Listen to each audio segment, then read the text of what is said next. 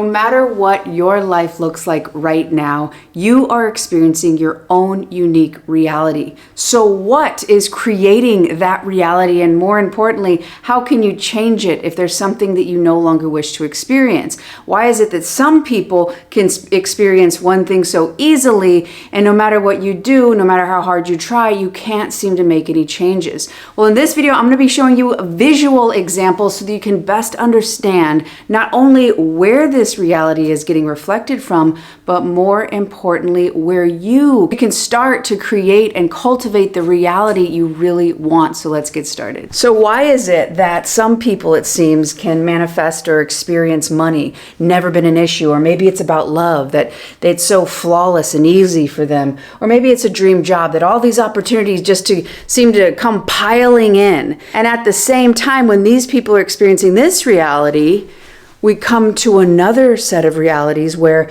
it could be no matter what you try, there's always lack. It could be no matter how much you try to change or how much you put work in relationship, it always ends in heartbreak. Or maybe it's just a general sense of not feeling valued.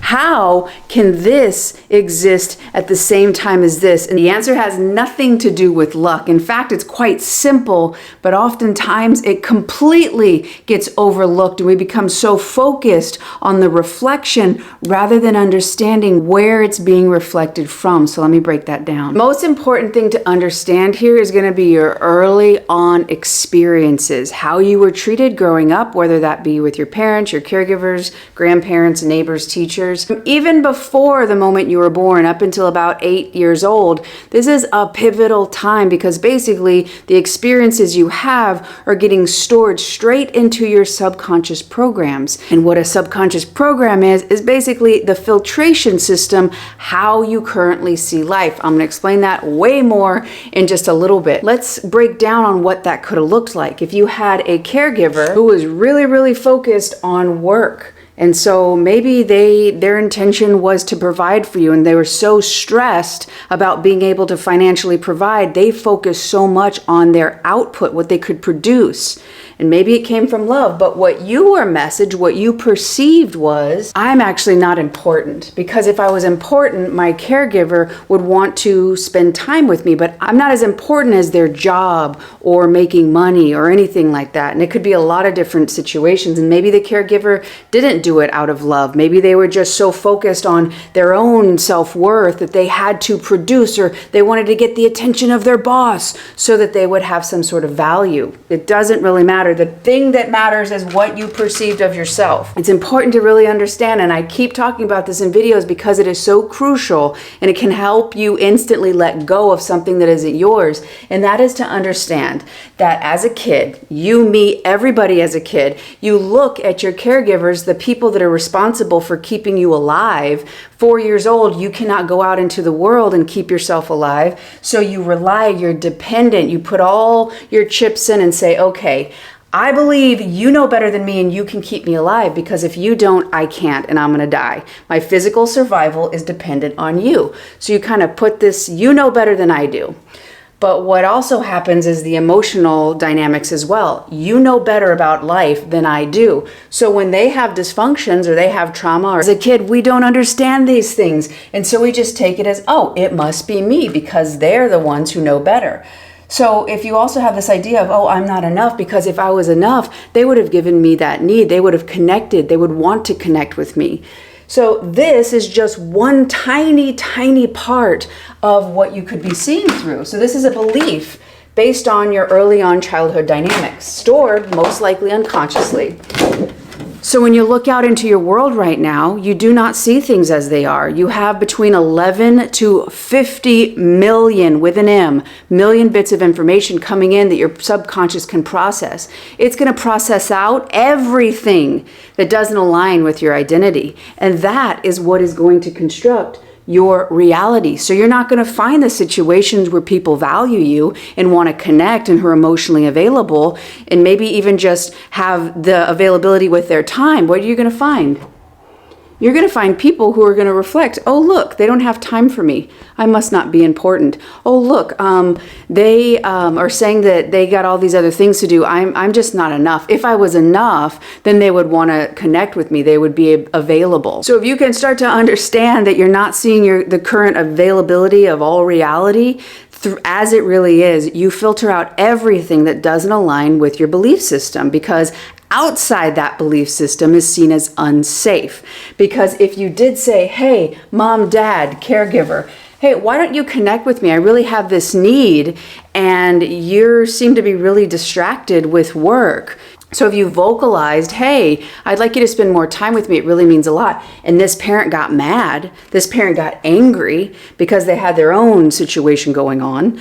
For one, you could think, oh, when I speak up and ask for my needs to be met, it's very dangerous. I'm going to get in trouble, or even worse, I could be, my survival could be jeopardized. So inside your belief system, you're going to say, it's dangerous for me to speak up. So again, you have this belief system, you're going to filter through that, and how you can behave in those echoes of past situations is going to be limited based on how I can stay safe.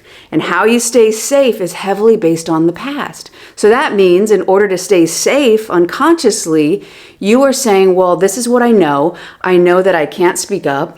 I know that I'm not good enough, and I know that I'm not important. So you're going to keep finding people that way. But again, it's not safe for me to actually stand up and vocalize my needs, because that's dangerous. So you filter out all the people who would be safe for you to express yourself, who would want to know you at that level. And you'll find the people who probably will get angry if you do speak up, because they have their own wounds. They have their own experiences of why they're responding, why their automatic impulse is to defend. Maybe you had a parent who was really, really mean. Maybe they were verbally, physically, mentally abusive in some way, and they were critical at everything you did. Maybe you were just looking out as a kid and said, oh, look at this. And they just go down and, why would you say that? That's not right. How could you be so wrong? Why would you think that? No matter what you do, or maybe you speak up and you try to share something with them that you learned at school, and they're like, that's so stupid. No one thinks that way. No matter what you did, they were always critical. Maybe they questioned, are you sure you're supposed to do it that way? This could actually be coming from a loving parent, but maybe that parent was so scared and paranoid for your safety because of their own shit that they're like, oh, are you going to do it? Oh, I don't know about that. Oh, here, just let me do it. The intention is good. They want to keep you safe, but they're so smothering that you could perceive of, oh, I'm not able to take care of myself. My decisions are wrong, or that caregiver wouldn't be judging me so harshly. So it could look like this. I'm not actually capable of doing this or that. Because when you go out, maybe you're going to get a new job, and then you hear that critical inner voice. In the book, Conquering Your Critical Inner Voice, chapter 4 or something, they literally say, oftentimes that echo, that critical judge inside of you is not your voice. It is the echo of your early on caregiver, that early on adult who knew better, who you're saying, oh yeah, now you're kind of carrying that torch unconsciously. If you can start to think, actually, that's exactly what my mom would say. That's exactly the kind of shit my dad would say. You know what? No, that's not me. That's not my opinion. Because another thing too is what's in this box is their opinion of you, who they wanted you to be. And this is also important to realize. You had to adopt how they treated you and who you were supposed to be to them, and then adapt yourself to it. This has also to do with staying safe, because you had to be accepted by your primary culture, your family, in order for you to stay alive, get your physical needs met, get your survival and your food and taken care of and all that kind of stuff. But if you're not aware, guess what? I'm looking out in the world, and all in my reality I can see, oh, it's these beliefs, these meanings I put as a kid, which I didn't have the skills to properly do. Oh, I'm not capable of following my dream. I'm not capable of my desires because I do it wrong, or the way I think is silly, or I'm just a screw up. That's according to the opinions of maybe your helicopter parent, or they were trying to keep you safe and you started to think that you were wrong in that, or just the parent who was emotionally immature. And you could also think, oh, I'm just not smart. But that's literally you relating to yourself through that early on caregiver. So the more you can start to see that your current reality is created by your belief system, your set of assumptions, as Neville Goddard would say, the law of assumption, whatever it is you give permission and consent because of the early on experiences, because who was telling you that's the way it is, this godified person in your life, rightly so, because you're trying to stay safe. But you got to take your adult mind and look at this situation, say, screw that, I am totally capable. I've always been capable, actually smart. Actually, the way I was seeing that situation, the adult didn't understand. So the insufficient part of it was the adult, not me. The way I think, the way I communicate is actually very valuable. The people around me didn't value it. Maybe when I was little, they didn't understand. But that insufficiency is not me. It's what they were not able to understand. So you give it back. You clear it out so that you can update to your own opinion. You do this with your reason from your adult mind. Essentially, re-reasoning means shifting your perspective on something, seeing it through a new set of eyes, seeing it with all the wisdom that you've gained since whatever year it was that you were in this situation. And you don't have to go to the exact moment, but there's going to be themes. There's going to be things that continue to play out. So if you can pick the earliest one you remember and think about the limiting beliefs, start thinking about the aspects of your current life that you no longer want to experience. Is it about love? What do you believe about yourself when it comes to love? That no one's going to love you if they see you close? When did you first have that idea? When did you first feel that way? Because it might not have been a family who was like, you're terrible. Maybe they were very loving and open, and the needs you didn't get met, maybe it was more silent and you were just supposed to kind of go with it. There's all kinds of different situations that you could have experienced, but to start to understand that whatever it is you're experiencing, you're seeing it through the beliefs heavily created from the past. The more you can start to bring them up to your conscious awareness, the more you can start to remove those filters and start to see an entirely different reality because you've let go of the filters of the past. Start to think about whatever experience you're going to want in life, right? Maybe it's about love, maybe it's about money. What beliefs would you need to have?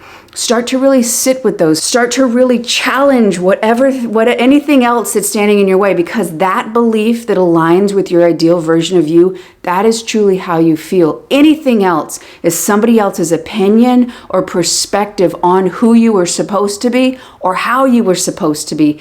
And guess what? Everyone has an opinion. I'm sure that you disagree on music or food or how you should live your life compared to those people. This is simply another thing that you might disagree with them. Your value and your unique worth.